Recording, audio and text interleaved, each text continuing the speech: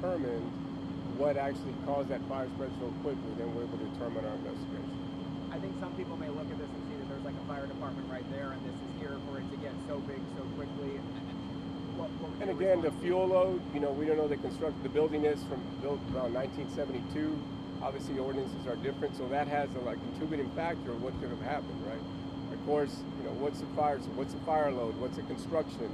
So all that plays into play when when the fire spreads that quickly. And how are the injured firefighters doing? They're doing good.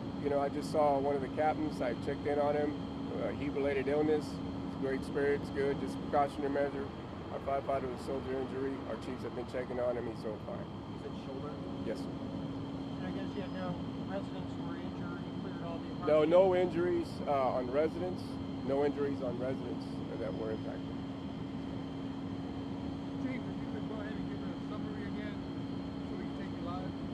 Yeah, okay. The whole redo. Just from the beginning section of it. Yeah, as we mentioned earlier, at 2703 Teeks, at 6:19, we did get a call for an apartment fire, followed by 6:37, a second alarm, followed by a third alarm at 6:57. At this point, that means we had 100 firefighters respond to that. You have 24 units with fire damage and a lot more with water damage. The utilities have impacted the whole complex. Arson is on scene trying to investigate the cause of origin. We do have our Red Cross on the way that are coming in. We had two injuries. Actually, one was heat related, and the other one was shoulder injury. That's it.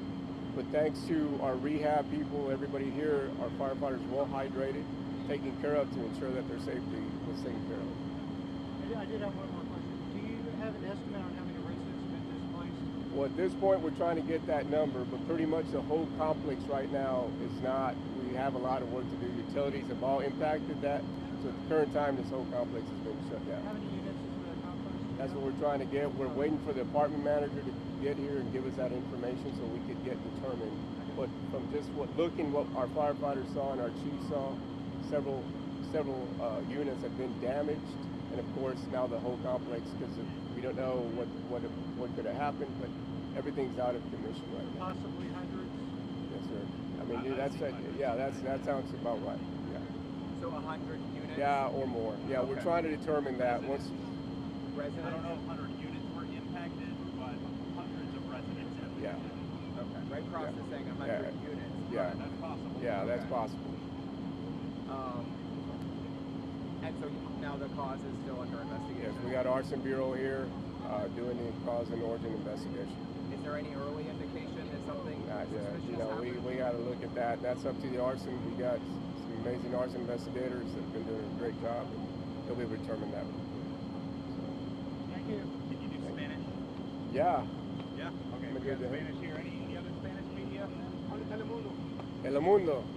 So, you got any questions for our chiefs? We got Arson. Before I move on, we got Chief Llewellyn, Chief Campbell, of course Chief Perry was Is there one of the anything they first. want to add? You guys want to add anything, guys? Feel free.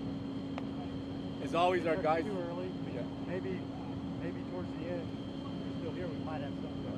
Okay. My investigators are still just getting interviews while still putting on the car. We haven't been able to go in. Yeah, but just want to add, our guys did an amazing job putting out this fire, and obviously maintaining it, and going to be here through the long haul. So a lot goes to them as well. Telemundo. Ahora a la dirección 2703 Teeks, a las 6:15, a las 6:19 tuvimos una llamada por apartamentos en fuego. A las 6:37 hicimos una segunda alarma, y a las 6:57 la tercera alarma. Lo que quiere decir que teníamos más de 100 bomberos aquí respondiendo al edificio, los apartamentos. Hay más de casi 24 o más apartamentos que están ya impactados con el fuego, y los demás el daño viene con el agua que usamos. Tenemos todo el edificio, no tiene luz ni agua, entonces toda la gente se quiere mover. Tenemos el Red Cross que está respondiendo para ayudar a esos que viven en apartamentos.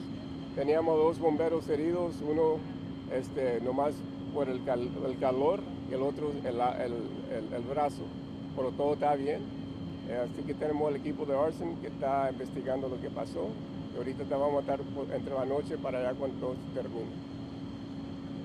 ¿Algo más que quiera agregar?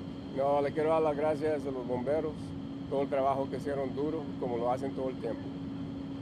Gracias. We're good? Good job, guys.